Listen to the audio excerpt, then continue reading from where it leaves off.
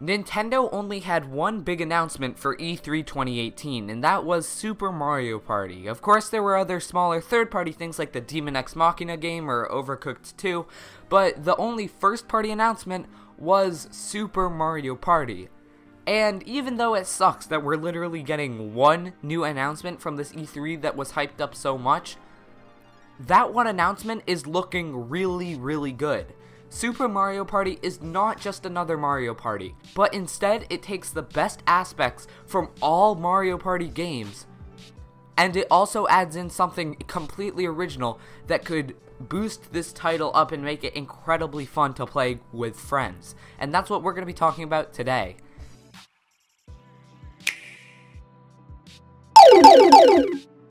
Thank you, Miles, so much for that intro. Like, seriously, man, that was really cool. I'm actually in the middle of doing a complete revamp for the channel. It won't change actually too much for you guys, but it changes a ton for me in regards of how I make my videos. So stay tuned for that. I'll cover it all in a Nintendo Direct, like, style video where I just go through all the updates. But that'll come in a couple of weeks because, actually, for this next week, I'm going away to my cousin's house for a week. So I'm not going to be able to upload new videos or stream like that, but I will have videos like planned up that will be uploaded.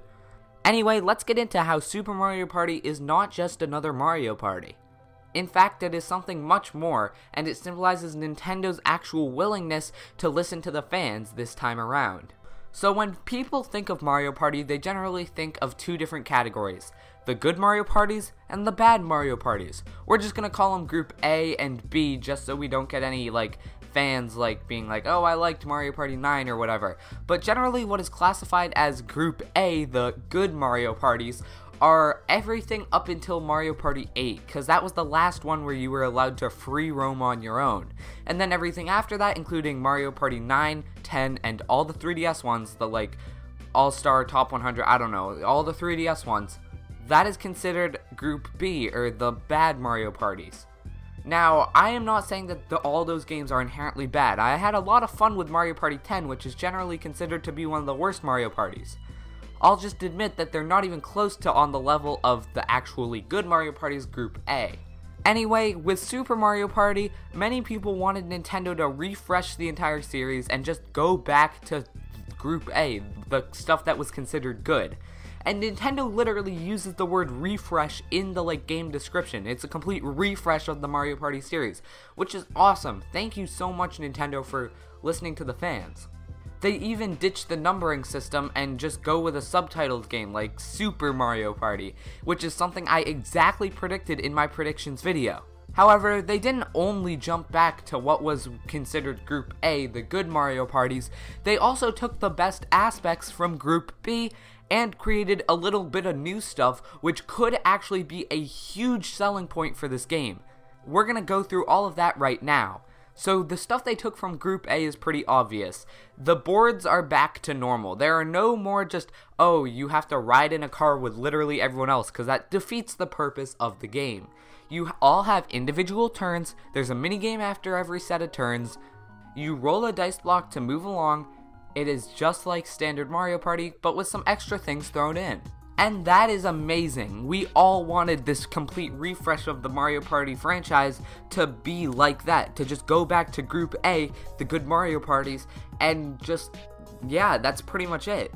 And it's great to see Nintendo listening and going back to that group. That's amazing.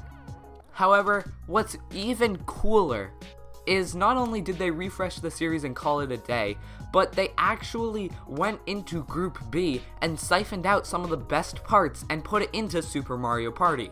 We got things like character-specific dice blocks in some of the 3DS games, and those were really neat. They were a good idea, having specific dice blocks for each character, so maybe, I don't know, I'm making this up, maybe Yoshi's dice block is 111777, so there's 3 ones on the blocks, 3 sevens on the block, so you can roll it and either get a 1, which is pretty bad, like you don't want a 1 because you want to go far, or you could get a 7 and go way further than you could even on a normal dice block. It adds a very interesting layer of strategy into picking your character, which is not something that's typically ever had strategy in before.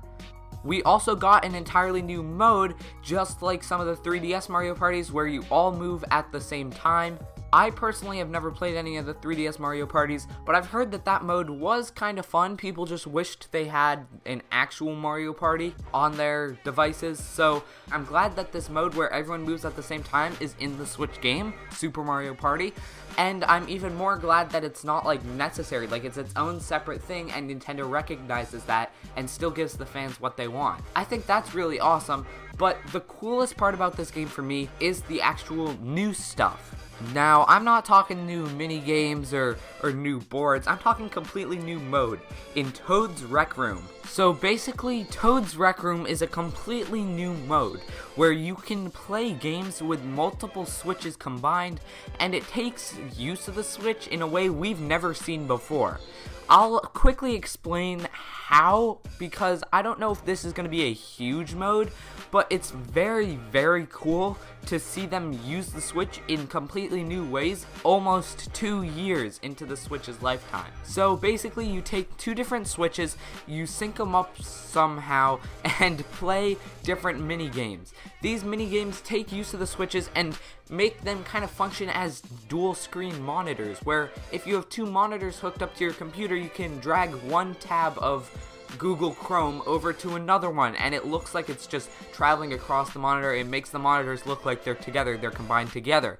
This is pretty much what happens with the Switch and Super Mario Party and this Toad's Rec Room thingy, because you can basically combine two Switches and then like drive a tank from one Switch to another, and it just looks like you're making a completely new game board with these two Switches. It's very interesting, and the way that you can actually create different game boards, which honestly like would change the game every single time, and there's an infinite amount of game boards just depending on how you position the Switches, that can lead to some very fun games. And I'm not sure how like accessible this will be to two people having two different Switches with like each with their own separate Joy-Cons with a cartridge of Super Mario Party. Like, I don't know how accessible that's gonna be, but the fact that they even made it and like it looks really, really cool, that's definitely gonna be something I'm gonna try and check out if I can find someone else with a Switch and Super Mario Party. Last but not least, the mini games. The mini games look really, really fun. These are the heart and soul of any Mario Party game, and if the game doesn't have good mini games, the game won't be fun. However, lucky for us, this game does have good mini games, and we've seen a fair amount of them actually on the mini game select screen as they showed during the Treehouse. And one thing I would like to point out is that you earn points in this Mario Party game for like playing mini games, beating games, and that stuff, and that can lead to, I don't know, maybe unlockable characters, unlocking new minigames, because as you see in the Treehouse, some of the minigames aren't unlocked.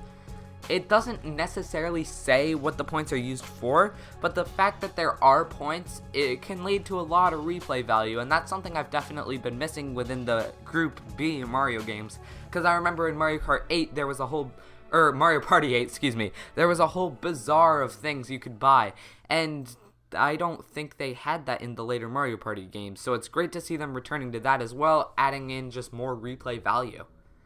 Anyway, that's all I have to say about Super Mario Party. Basically, what I wanted to say is that it has 3 different sections. The old stuff that fans have been clamoring for years, the new stuff which they've toned down, so it's only the new stuff that people actually want, and the completely new stuff, like not the stuff from new Mario Party games that I was just talking about, but the completely new stuff exclusive to this game, and that stuff, the new stuff, looks really, really cool.